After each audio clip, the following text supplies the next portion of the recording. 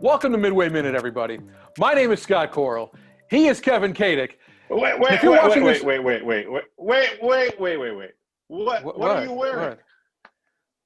What do you mean, what am I wearing? I'm wearing a sweatshirt. Yeah, I know. I'm wearing a sweatshirt. It says the Colts. You're wearing an Indianapolis yes, Colts I am. sweatshirt? I am. I lost a bet.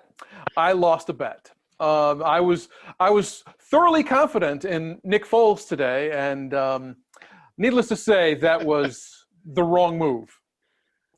Who did you bet, and what were they going to do had the Bears somehow won that game?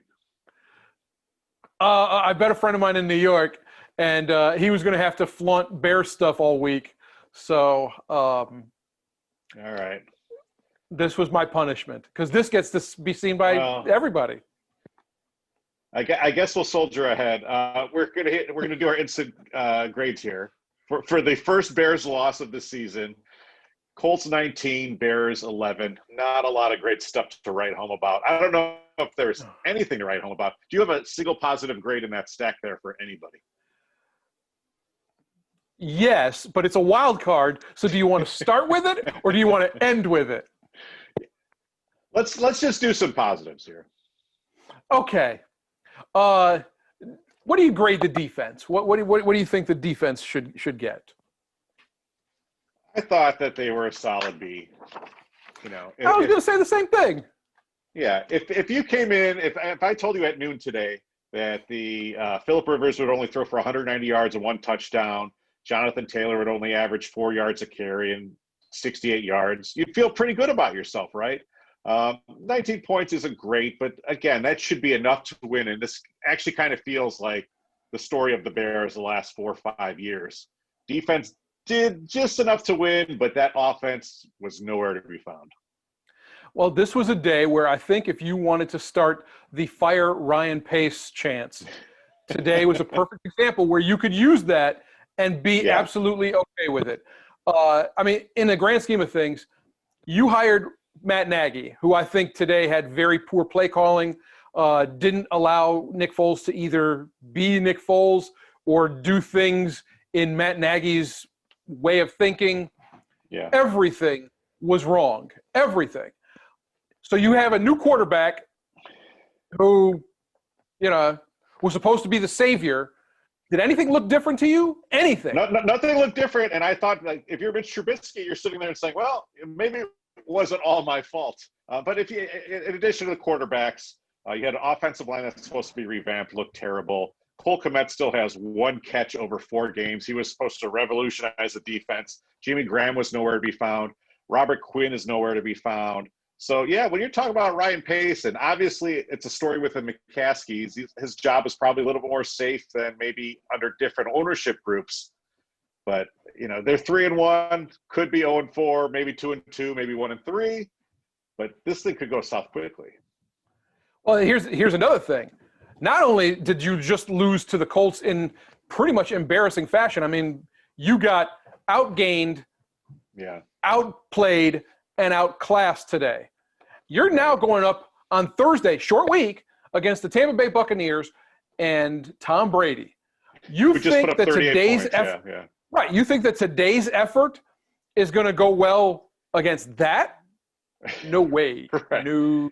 It was tough. I mean, I think if you're looking at this and you say, okay, well, that was the number 1 rated defense, and we talked about this on Friday, the Colts are just a fundamental football team. I mean, they have 2 great lines. They do things correctly for the most part. Phillip Rivers did throw up a couple of wounded ducks there that I was hoping some Bears receivers or secondary members would come down with. Or Khalil Mack. We're looking at you, Khalil Mack, right here in the breadbasket. That's a big game changer if you come down with that. But just kind of looking at this Colts team, it almost kind of reminded me as a very technical hockey team that just kind of goes out there and is going to grind out that 2-1 victory. Like, that's what it seemed like to me. Yeah, the Colts only won by 8 points, but it was like a 19-point victory when all is said and done. Oh, absolutely. Were there some positives if you take a look at it? Absolutely. Look, the Colts defense had only given up 246 passing yards in their previous 2 games prior to today. They gave up 241. Right.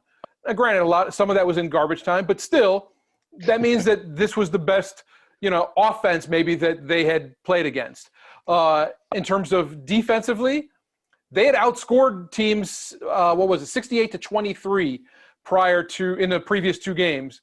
Mm-hmm. And you only gave up 19 to a good team, and you scored 11, but still, you only gave up 19. There were 4 teams today that scored 19 points or less. The Bears, the Rams, Washington, and whoever the Rams played. I can't think about it. Yeah.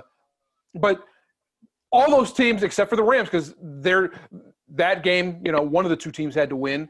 But all those teams lost, except for the Rams. So at some point, your defense played well enough to win. Your offense played well enough to be in high school. So what grade did you give Nick Foles? All said and done. Let's take coaching out of it. Your straight up letter grade. What's he taking home to mom and dad? I don't know. Maybe I think a C, because I don't know how much of this was Nick Foles, and I don't know how much of it was Matt Nagy's play calling, because his play calling was awful. So Matt Nagy, it's not great. So I will say this, Anthony. Is it the sort of thing where, like, we were texting and you were saying, okay, Matt Nagy needs to give up play calling duties? Is this something that Bill Lazor can take over? I'm not sure I would trust Lazor with that. I might be able to trust DiFilippo. I might be able to trust that, but I'm not sure. I think he's got a great playbook. So let's not beat around the bush. He does get wide receivers open. There are ways to beat teams with that playbook.